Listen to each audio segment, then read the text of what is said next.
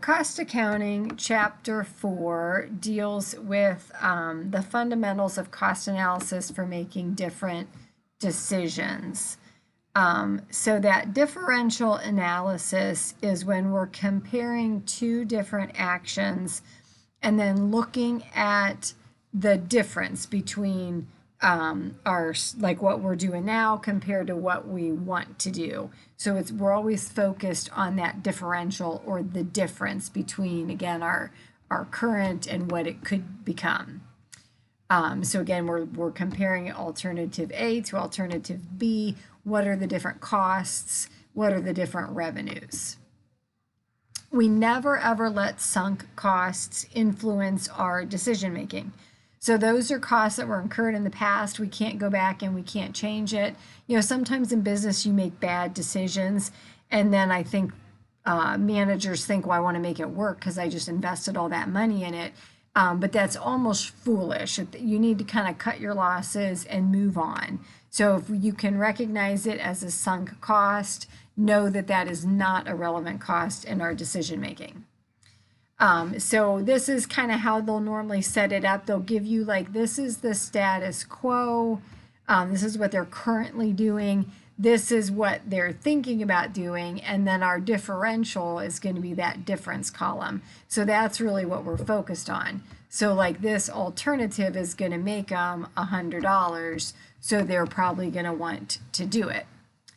Then it also gets into considering your variable costs versus your fixed costs, because your variable costs are ones that, again, go up as your sales go up, but those are ones that you can control to some extent on a day-to-day type basis. Fixed costs are over a long run. Like, so say you sign a 3-year lease, obviously you can't get out of that lease. I mean, so it's fixed for 3 years, even if your business drastically changes. Where, like, say your variable cost, you're buying materials from one supplier. Well, if their cost goes up, you could find another supplier tomorrow to bring those costs down. There's no like long-term contract involved normally. So our short run pricing decisions are obviously less than a year because they're short run. Long run, they're going to be longer than a year. So they'll talk about special orders, like maybe, again, if you have the capacity and there's a one-time opportunity to make some money, maybe even if it's not at the price point you would like, you still might take it just because you got the capacity to do it. Long run is more like you're going to enter into a new product line or a new geographic area or something more long-term where you're going to be continuing to sell.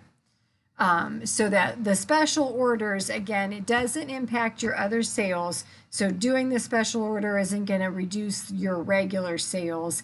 And you also have to have the capacity to do it. If you didn't have the capacity, then that means it would impact your current sales and you would not accept the special order probably. Because you'll see normally these special orders are at a lower price than what you regularly sell at. So you would choose either I'm going to reject it and just stay where I am, or I'm going to accept it and I'll make a little bit more money. So they have a one-time offer for 5 additional tours at this discounted price of $700. They normally charge $900. So then they have to determine, do they want to take it? But notice again that they do have enough idle capacity so they can take the offer. So then this is their status quo, right? So that at the $200, the $900 at 20 tours, and then their variable costs. So they are making $6,600 in operating profit. So then now, if they accept the special offer, then again, their sales revenue is going to go up by that lower price times however many there were. Their variable costs will also go up because, again, that's a per tour type of a charge, but their fixed costs remain constant. So then they end up making an additional $2,000 by taking those special orders. So then they would be foolish not to, as long, again, as it doesn't impact their existing sales. The long run pricing decisions, again, are more permanent. Like they're, you know what I mean? They're going to go for like, if you do start to sell a new product or offer a new service, it's going to go longer than just a one-time deal. So then you've got to look at any variable costs as well as any fixed costs that are going to come in by taking this new, product or service or whatever you're going to do. So again, looking at all those different types of costs from research and development to design and manufacturing, marketing, distribution, customer service, all those things have to be considered. So we want to determine how much our customers would be willing to pay for this new product or new service. What type of profit do I need? Or if I'm producing it, can I make it at whatever cost it is? Then there's other types of decisions for this production basis that, again, if you're producing the product. So there could be different decisions that come into play there. Either do you make it yourself or do you buy them externally? So again, sometimes even if you have the capacity, maybe it'd be cheaper to outsource it to another company and have that made and purchased. So we'd go through again the costs involved in that and then make the comparison. Then sometimes there can be ones that they're going to say, should we add or drop a segment? So maybe you have one unit of your business that isn't doing so great.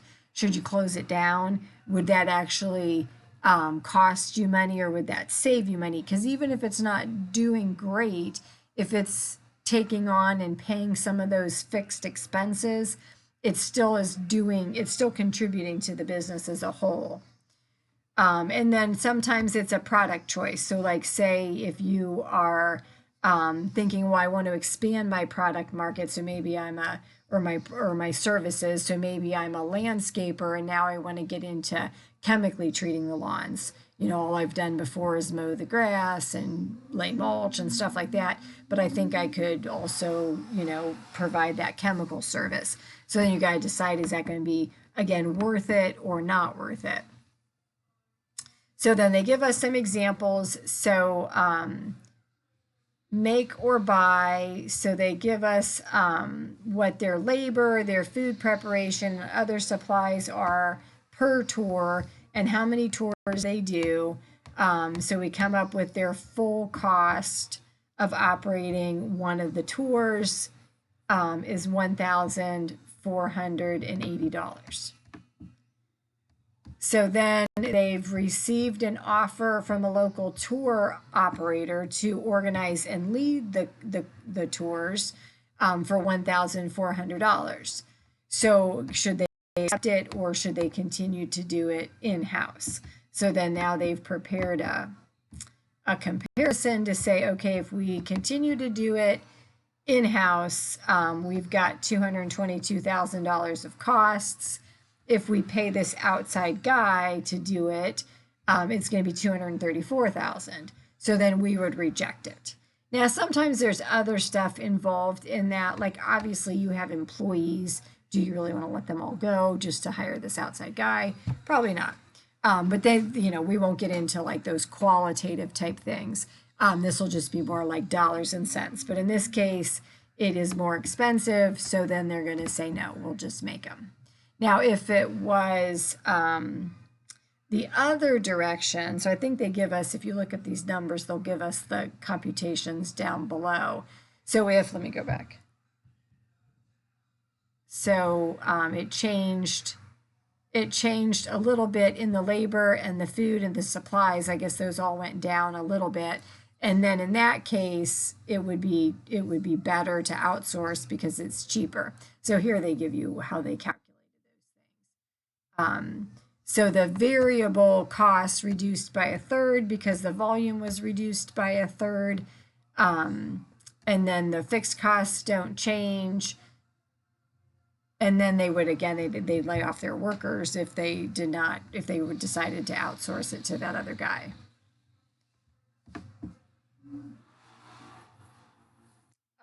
So then we've got, again, same Desert Adventures and their 150 trips. So now assume that they have a building that's used to store and maintain the equipment for their aerial excursions of local canyons.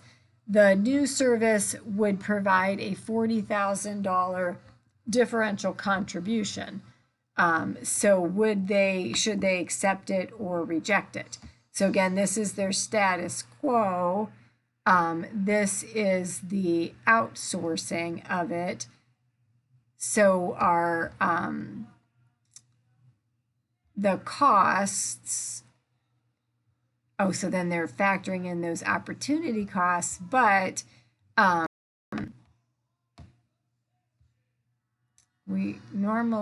so the opportunity, but this is a different, because I just told you guys not to factor in the opportunity costs, but in this case it's going the other way. So if they say we could use it for we could use that, okay, let me go back. We would save that, let me go back to the prior slide. Yeah, they would save this $40,000. Oh no, I told you to ignore the sunk costs. Opportunity costs are saying that, okay, we can save that rental that we need to store that aerial equipment in. If we are no longer doing it ourselves and we're outsourcing it, we save that $40,000. So that is truly a cost savings to them. So even though the cost is a little bit higher to outsource it, saving that rental of that facility makes it a better deal. Then here we have the different product lines. So they've got desert adventures, rafting adventures, and these aerial adventures, various rents and salaries for each one of them. So as we look at the desert, it looks like, hey, they're losing money, right? They're negative 8,000. The other ones are making money, and actually quite a bit of money. So then you may consider thinking, well, hey, let's get rid of those desert ones. But when you look at what's going on with the desert one, they're actually absorbing some of those costs, though. So then, even though if we get rid of them, we're getting rid of the revenue, we're getting rid of those costs, this rent doesn't change, right? So if we go back to that prior slide, let me see.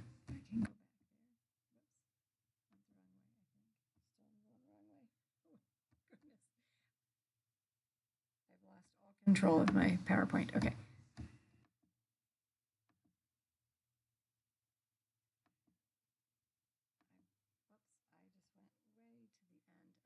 PowerPoint, and I apologize, you guys, I'm losing. All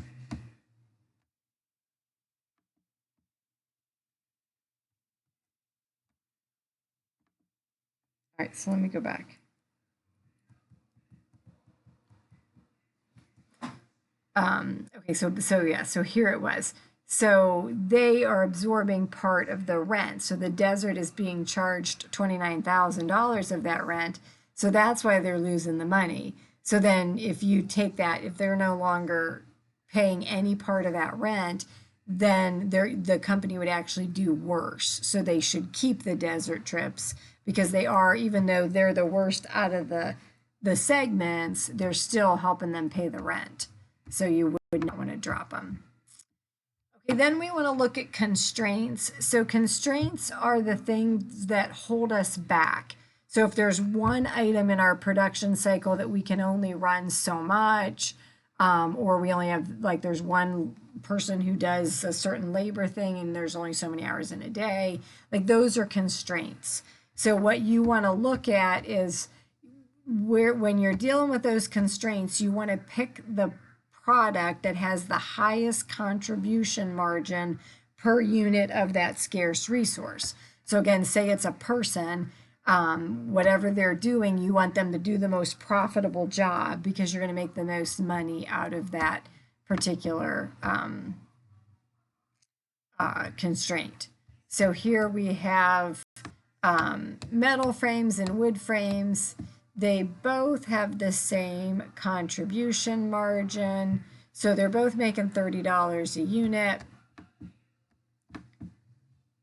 But the machine hours if the machine hours are our constraint, we only have so many machine hours in a, in a week or a day or whatever, then we look at that to say, okay, well, they both are making the same contribution margin per unit, but the one takes a full hour to complete, and the other one takes a half an hour. So we would want to do all of the metal frames that we can do because we're making more money per machine hour. So that would result in higher profits. And that is kind of that theory of constraints, again, where you look at those bottlenecks and see, okay, where are my constrained resources? And then work through those the best you can, knowing that you've got that constrained resources. Okay, so then that is it for chapter 4.